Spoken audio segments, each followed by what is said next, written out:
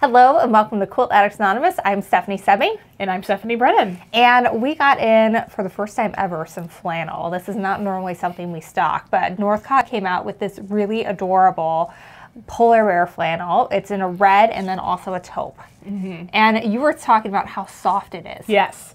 Yes, I've played with flannels before, and flannel is usually really soft, but this is like next level soft. Really, really soft. Especially after it was washed. It was pretty phenomenal. It feels very lovely. So we thought that this would be the perfect opportunity to branch out a little bit. Of course, you can use this in your quilts. It would make a great quilt back for a nice holiday quilt. It would be very snuggly. But we're going to make a pull-on pant tutorial today for you. So it would be great to make some pajama pants. The pattern, I'm not exactly sure how to pronounce it.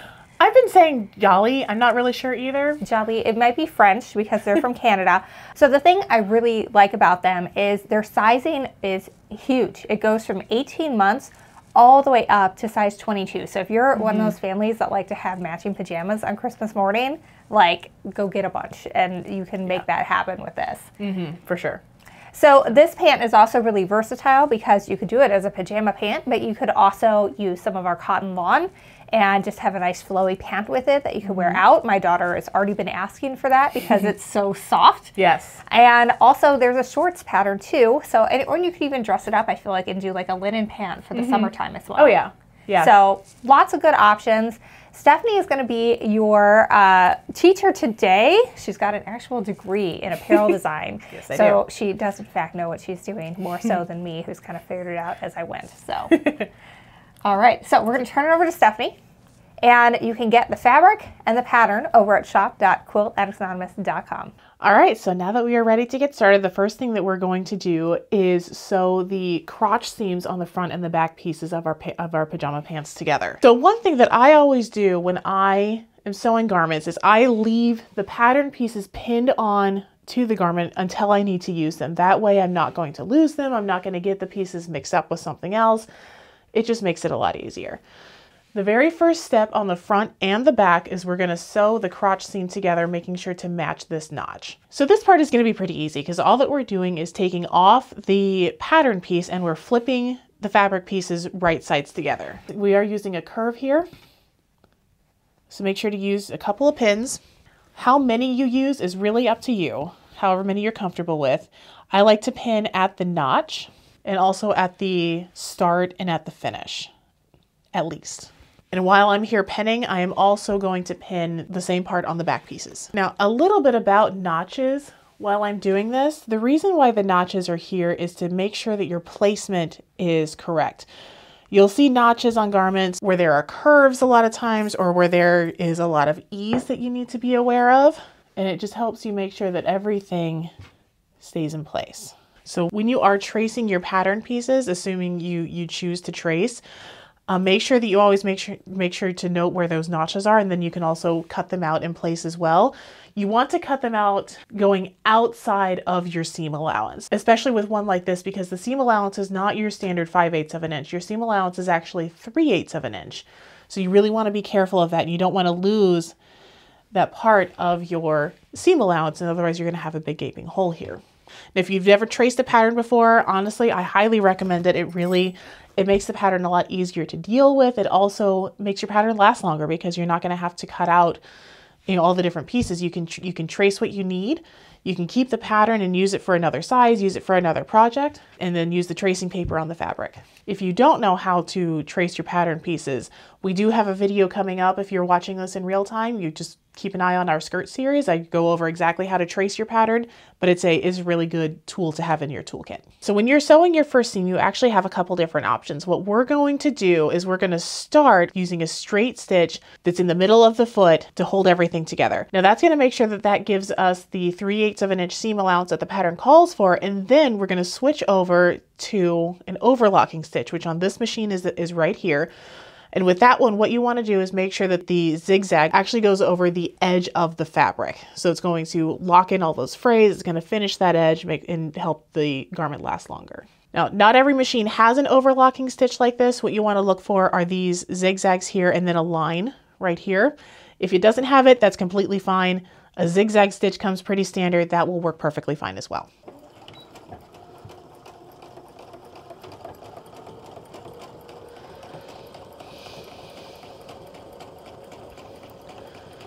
Now, as I'm sewing, I'm not watching where the needle is because that's not moving. I'm watching over here so that I can make sure that my seam allowance is correct.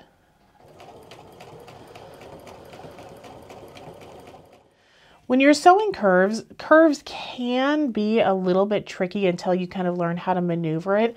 But what you want to do is kind of just guide the fabric with your hand over here and move it along the curve, keeping the raw edge of the fabric at that seam allowance point.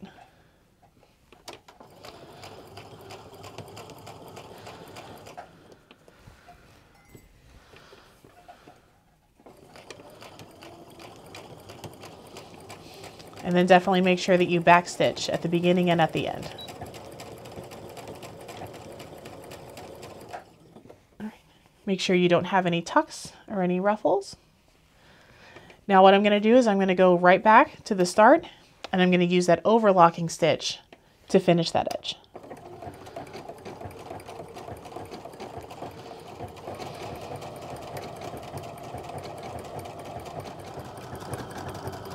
If you have a serger, this is a really good way to use the serger too, because this will finish the edge all in one step. But if you don't have a serger, that's completely fine. This works just as well. So when you're finished, your seam is almost going to look like a serger because you're going to have these double lines if you did the overlock stitch and the separate straight stitch like we did. This is also a really good time to check to make sure your seam allowance is accurate. And we are spot on. So let's do the same thing to the other side. So before we got started, Stephanie and I were talking about whether or not we wanted to go ahead and do the straight stitch and the overlocking stitch or just the overlocking stitch. Now, having sewn these seams, I think that doing the two separate steps was the right call because, as you can see here, the seam allowance between them are pretty different, and you can adjust the stitch length and make this zigzag bigger. But the key with this overlocking stitch is you want it to go over the raw edge of the fabric.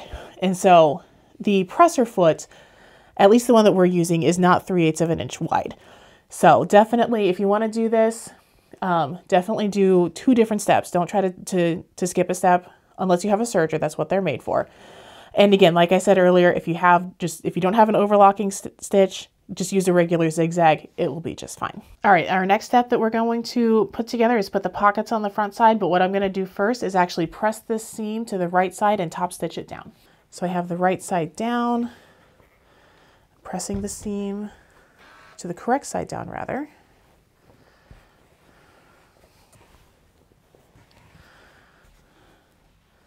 This is when a tailor's hand would come in really handy. Anytime you have a curve you're trying to press.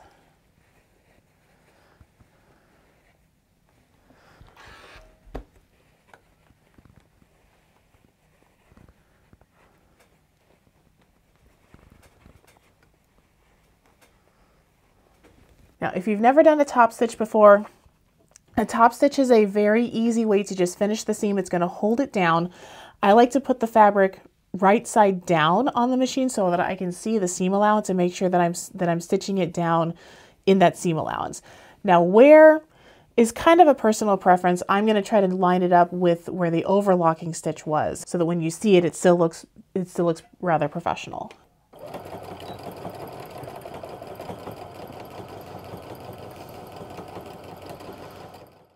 If you need to move the leg out of the way, that's fine. Just kind of put it through the throat of your machine. And top stitching the curve can be a little bit tricky because you don't want any puckers, but just take your time.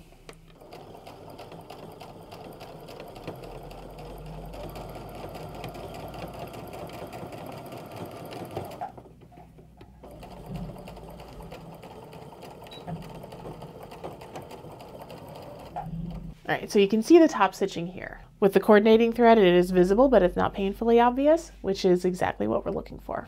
All right, let's get started on the pockets. So this is a really good example of why I like to keep the pattern pieces on the fabric until I'm ready to sew them. Because the pocket right here is pretty obvious. I don't really need to worry about mistakenly grabbing the wrong one. But as you can see with these facings, they all look pretty similar, especially if you don't have the grain line here to look at. So we're going to take the pocket facing and the pocket and go ahead and pin these together. So when you're pinning the facing and the pocket together, make sure you match your notches and also match the top edge. And these are a bunch of straight lines, so you might not need to pin it, but I'm going to just to be safe. And we are pinning right sides together. And that way, when we finish it and turn it over, we're gonna have the right sides facing out on both pieces. And we're gonna do the exact same thing. We're gonna sew a 3/8 of an inch seam allowance down the side here. And then we're gonna go over it again with that overlocking stitch. And then we're also going to do the overlocking stitch on the inside of the facing, so that has a nice finished edge as well. All right, so we have the facing sewn onto both of our pockets. So now we're going to press it on the inside, and then top stitch that down. It's a beautiful thing when pants have pockets. In my opinion, every pair of pants and skirts should have pockets. All right, so very similarly to what we did with the French seam, just kind of set the seam and then turned it over. So we have a nice crisp edge, and this seam line is right along the edge, which if you haven't done a French seam before, don't worry about that. We covered that in the skirt series as well. Now's a good time to go ahead and get your Nifty Notion spray mister. We're gonna give it a little spritz. That way the pressing stays exactly where we want it to. And now make sure your machine is set back to the straight stitch, and we're gonna top stitch that facing down. So what we are doing next is we're just going to press under these raw edges of the pocket, and then we're gonna sew it to the top of the pants. Now the pattern tells you exactly how far to fold over these pieces so you don't have any exposed raw edges on the top of your pants. This is another good place to use the spray mister.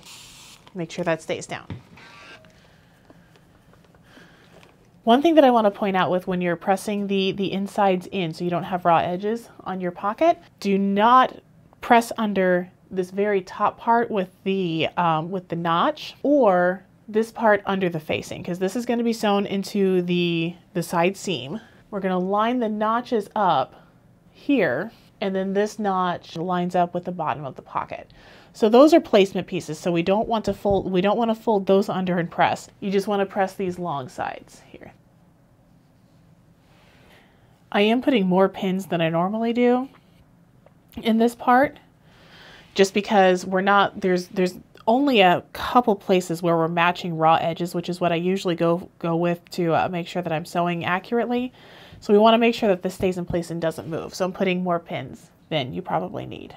So what I'm doing here at the corner, because there is a little tiny peak of a raw edge that can poke out here, I thought about going in here and doing basically what us quilters would do as a mitered corner, but that added a lot of bulk. So what I did instead was I just came under here and I'm tucking that corner in and then pinning it in place.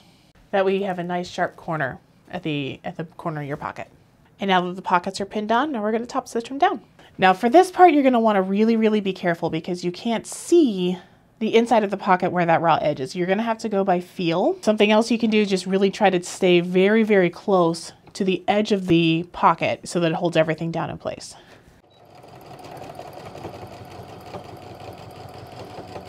Go all the way down to the corner. I'm going to back stitch just a little bit just because this can be a pretty high stress point, but that's optional. Now that we're back here at the corner, we're going to leave our needle down. We're going to lift our foot up and just pivot. We're going to back stitch again, just a little teensy tiny bit.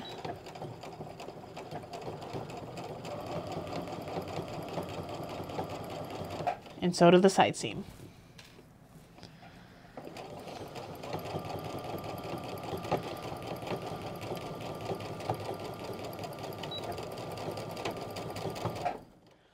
All right, so now that we have the pockets sewn on, we're going to sew these side seams and our PJ pants are going to start looking like PJ pants. So to do this step, we're going to line up our raw edges, make sure that they are right sides together. And just like we've been doing, match up your notches and go ahead and pin. All right, we've got the front and the back pinned together. So now we're going to sew it together just like we have been doing with the 3/8 of an inch seam allowance down the side seam. And then we're going to come back and go over it again with the overlock. All right, now we have these side seams together. Now we're going to do the same thing to the inseam. All right, before we get started sewing the inseam, there is something that I want to talk about for a minute first. We haven't really talked a whole lot about ease and what that is. Now, Ease is when you have seams that you're sewing together that don't exactly match. One's going to be a little bit longer than the other, like an arm's eye is a very, very common example. And also in pants, the back side of the pants is usually a little bit longer than the front side because most people, there's a little bit more room back there. And so you can see here, this is not necessarily a cutting mistake. The one side of the pants is just a little bit longer than the front. So what we're going to do is we're going to pin these together.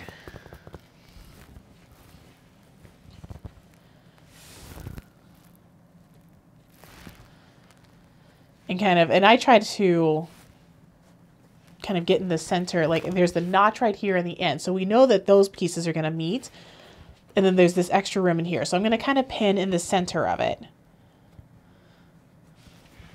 And then as I'm sewing it, what I'm going to do is I'm going to put the bigger part on the bottom so the feed dogs can kind of take that in, and it's going to take that fabric just a little bit faster than the fabric that's on the top, so that when we get done, it's going to be eased in together and it's going to be the right length.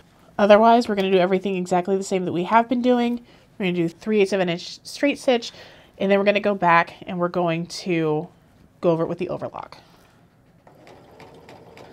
You can kind of see as I'm easing, what I'm doing is I'm with my hand here, I'm just very, very gently tugging on the fabric, giving it a little bit of tension so that those feed dogs take the fabric on the bottom layer in a little bit faster than on the top. See, in quilting, we don't like that because it's not very often that we're going to be dealing with ease, but in garment construction, we deal with ease quite a lot.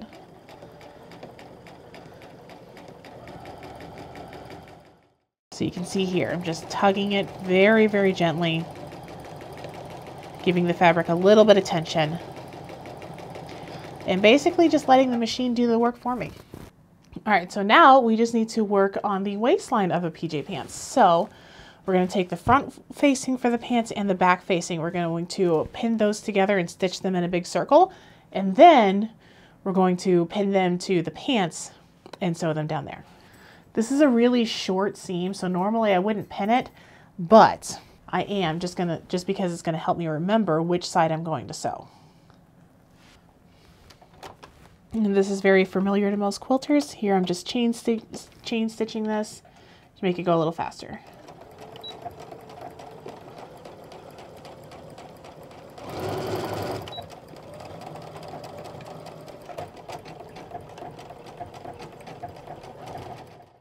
So I have the front and back facing stitched together, so now I'm going to stitch them to each other, matching the notches.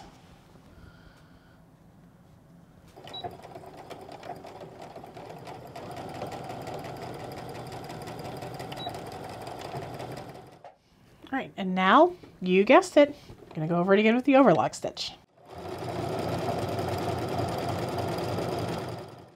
So now that we have our front facing all sewn together, we're going to go around the bottom of the facing with that overlock stitch. Now the bottom is the side without these notches, so make sure that you're not stitching over the notches because you don't want to lose them, but we're going to finish this edge. Now the pattern doesn't really specify what direction that these should all go, so you just pick a direction and stick with it.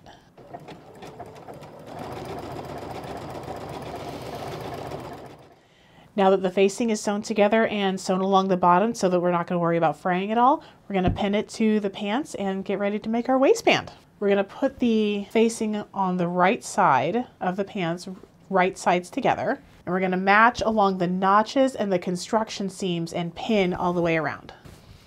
All right, we're going to do the same thing. We're going to sew 3/8 of an inch all the way around. We're actually going to fold this over and we're going to make a casing where we're going to put our elastic. Now, if you wanted to, you can take this part out of your machine so you have a little bit more room right here. I'm going to leave mine in. So now we're going to flip the casing to the inside of our PJ pants and we're going to press it down. You've seen me do this a couple times now. Whenever I'm flipping something over and pressing it, I like to press it. I guess you can say it's setting the seam, but I like to press the seam one direction or another, just because I then find it easier to press it where I want it once it's flipped. So now we are making the casing that we are going to slip the elastic into. Now the pattern tells you exactly how far from the top to stitch down your casing. So make sure you watch for that. And then it is a good idea to check it and just make sure that all of your cutting is right and your pressing is good. Make sure that it's going to actually stitch the facing down. Now we are going to leave an opening about a couple inches long so we can slip the elastic through. So we'll back stitch at the beginning and the end of that.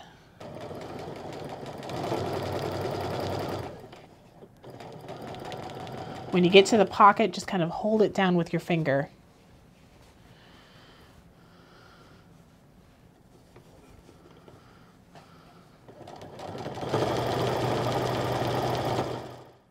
All right, so what I'm going to do now is I'm going to cut the elastic and then we're going to thread it through that casing we just made. So if you followed along with our skirt series, you have seen me thread elastic through this before, but I find this to be the easiest way to do it, very effective. Just take your elastic and put a safety pin right there on the end. And what we're going to do is we're going to thread the elastic through the casing, feeling for the safety pin. Now we are going to check this once we're done, but really be careful to not twist your elastic as you are pulling it through, which I can feel a twist right here. So I'm going to go ahead and preemptively straighten that out, because nobody likes twists in their elastic with their pants. I know I don't. They drive me crazy. So if I was thinking ahead, I would have grabbed 2 safety pins and safety pin the other end of the elastic here. But since I wasn't thinking ahead earlier, we're just going to use a straight pin. This way, the tail of the elastic doesn't slip through the facing here, which if that happens, it's not the end of the world. We can always dig it back out, but it's kind of annoying. So we try to prevent that from happening. So the last step with the elastic, the pattern says to butt the edges together like this and then zigzag the stitch together so that it doesn't come apart. I personally find that to be very, very tricky to do. It's hard to hold it in place.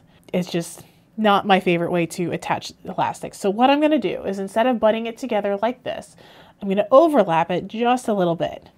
I'm going to say that's about 1/2 inch right there, maybe 3/8 of an inch. So not a whole lot. And I'm just going to pin that together.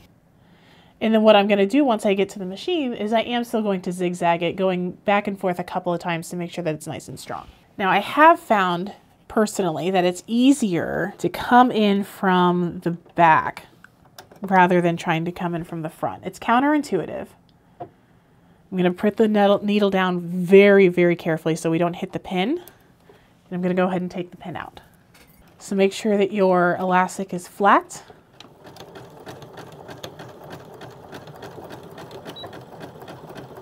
Now this is going to be a very high stress area, so I'm going to go over this 3 or 4 times. One more time just for good measure. All right, we've got the stitching, and now we're going to close this casing. We're almost done. You're almost there, I promise. Now with the waistband being smaller, I am going to take this tray out.